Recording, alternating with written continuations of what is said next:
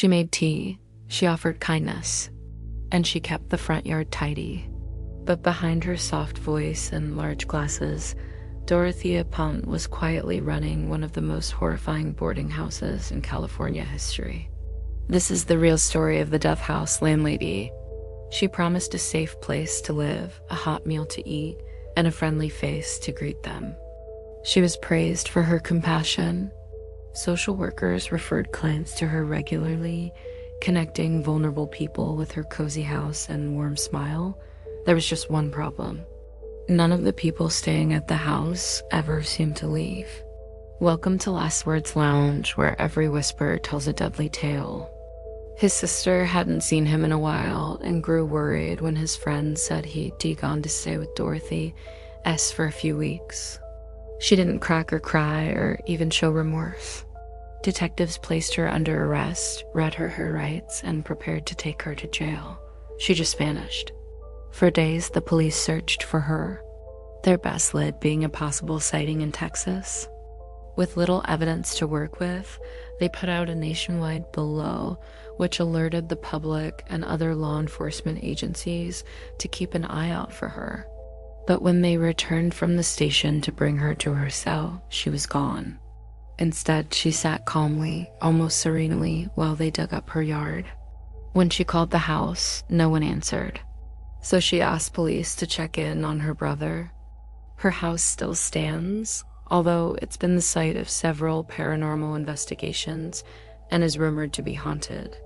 To this day, neighbors and visitors feel uneasy walking past what was once just a cheerful boarding house. In the 1980s, Dorothea Puente opened her Sacramento home to the elderly, the mentally ill, and the unhoused. One day, a disabled man named Alberto Montoya was reported missing. She had seen Dorothea at a budget host motel in Florida. Apparently, she'd made a friend during her layover and was already trying to find a new tenant. She told the person she met that she needed someone to move in fast because her current boarder was planning to move out soon. When officers arrived at the house, Dorothy appeared calm and cooperative. She let them search the grounds and even invited them inside to look around.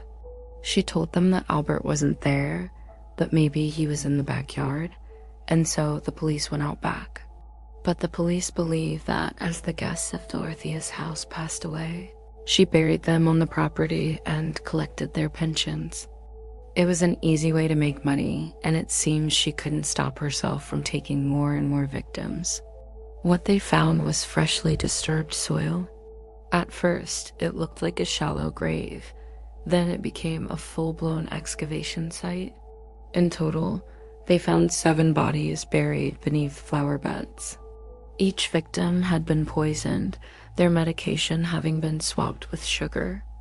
And each had been robbed, their bank accounts cleaned out, their checks cashed by Dorothy. But why? Who were these poor souls who met such a gruesome end? Well, we may never know the full story.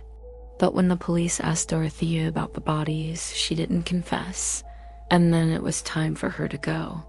But she didn't go without a fight. Or rather, she didn't go at all. No struggle, no scream, no sign of forced entry.